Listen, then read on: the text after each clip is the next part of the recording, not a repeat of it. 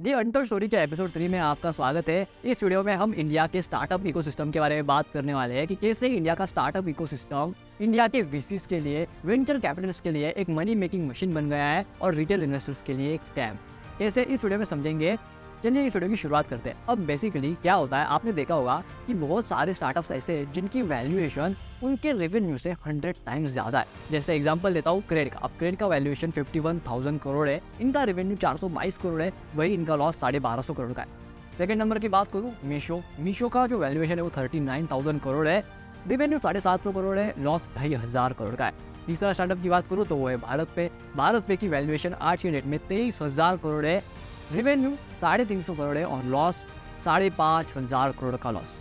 ये सारे वैल्यूएशन अपने समय से या फिर उन कंपनीज के रिव्यू से, रेवेन्यू से 100 टाइम्स ज़्यादा है। 100 टाइम्स, 150 टाइम्स, 130 टाइम्स ज़्यादा। कैसे, इस वीडियो में समझने वाला है आखिर होता क्या है। जैसे मान लेते हैं आपने एक स्टार्टअप फाउंड किया जिसका नाम रखा आपने XYZ। आपने 1 करोड़ का बूटस्ट्रैप मनी उसमें अंदर डाला और आपने रेवेन्यू किया 5 करोड़ का। अब आपको रेवेन्यू करना है 50 करोड़ का, तो आपको लगेगा 10 करोड़ रुपए। तो आप इन्वेस्टर को ढूंढते हो 10 करोड़ रुपए रेज करने के लिए 10% शेयर के ऊपर, यानी आपकी कंपनी की कीमत हो गई 100 करोड़ रुपए। अगर आपको इन्वेस्टर मिलता है तो इन्वेस्टर आपको बताएगा कि भैया देखो, मेरी कुछ टर्म्स कंडीशंस है, उनके ऊपर तुम्हें एग्री करना पड़ेगा। जैसे कि अगर जब भी तुम सेकेंड राउंड रेज करोगे तो तुम्हें मुझे पहले बताना पड़ेगा। दूसरा, मुझे कैसे एग्जिट दोगे ये भी तुम्हें मुझे बताना पड़ेगा। तीसरा, तुम जिस वैल्यूएशन के ऊपर अभी मेरे से फंडिंग लेते हो उससे 1 रुपया भी वैल्यूएशन कम नहीं होना चाहिए, बल्कि उससे हमेशा ऊपर ही होना चाहिए या फिर उस लेवल के ऊपर होना चाहिए। अब जैसे ही वो फंड रेज कर लेता है, उसका रेवेन्यू अगर स्केल होकर 50 करोड़ हो जाता है तो वो सोचेगा कि अब मैं मेरे रेवेन्यू को 500 करोड़ तक ले जाता हूँ। 500 करोड़ का रेवेन्यू लाने के लिए उसे 100 करोड़ रुपए लाने पड़ेंगे। अब वो अलग अलग इन्वेस्टर्स को ढूंढता है, एग्जिस्टिंग इन्वेस्टर्स के पास जाता है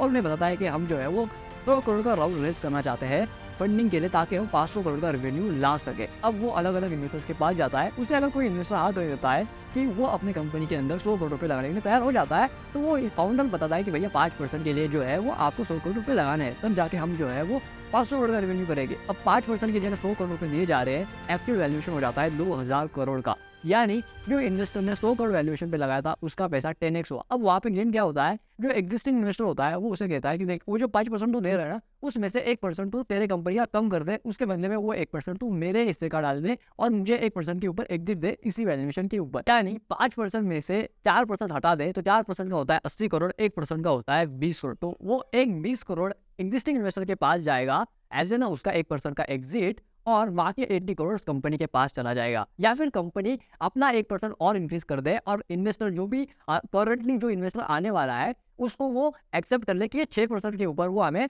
सेम वैल्यूएशन के ऊपर आगे पीछे कर देते हैं। ऐसा ही जो साइकिल होता है वो पूरा रिपीट होता जाता है एंड तक, जिसकी वजह से बेसिकली होता क्या है कि इसकी टोपी इसके सर चलती रहती है, हेरा फेरी चलती रहती है। एक इन्वेस्टर अपनी टोपी को उतार के दूसरे पे डालता है, दूसरा तीसरे पे डालता है, तीसरा चौथे पे डालता है, और इस पूरे साइकिल के अंदर एग्जिस्टिंग इन्वेस्टर जितने भी होते हैं वो हर बार 1%, 0.5%, 2% के नीचे ही होते हैं सब। 1.5%, 1%, 1.25%, 0.5% इसी वैल्यूएशन के ऊपर एग्जिट लेते लेते लेते एंड में इनका जो शेयर आता है वो बचता है 1.5% का, 1% का, 1.5% का, 2% का। अब जब आईपीओ आता है तब आईपीओ में अगेन जो उस समय का करंट वैल्यूएशन होता है, तो जिस वैल्यूएशन के ऊपर जिस वीसी ने इन्वेस्ट किया है उसको चाहिए उस पैसे की डबल। तो वो कंपनी को कहता है कि भैया आप हमें डबल वैल्यूएशन के ऊपर एग्जिट देना है आईपीओ के अंदर। जैसे मामा अर्थ का करंटली जो वैल्यूएशन चल रहा है वो 12,500 करोड़ के आसपास का चल रहा है, लेकिन वही मामा अर्थ जब अपना आईपीओ लेके आ रहा था तो वो रिटेल इन्वेस्टर्स के लिए 24,000 करोड़ मांग रहा था, 24,000 करोड़ की वैल्यूएशन मांग रहा था, जो ऑलमोस्ट डबल थी।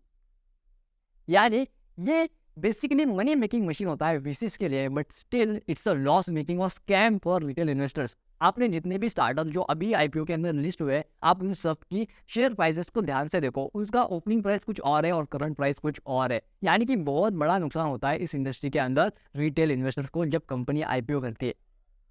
ये वीडियो आपको कैसे लगी कमेंट सेक्शन में मुझे जरूर बताएं। मामा अर्थ के ऊपर मैंने डिटेल में फाइनेंशियल क्राइसिस को एक्सप्लेन किया है कि कैसे वो 24,000 करोड़ का जो वैल्यूएशन मांग रहा है उतने की वो कंपनी है ही नहीं।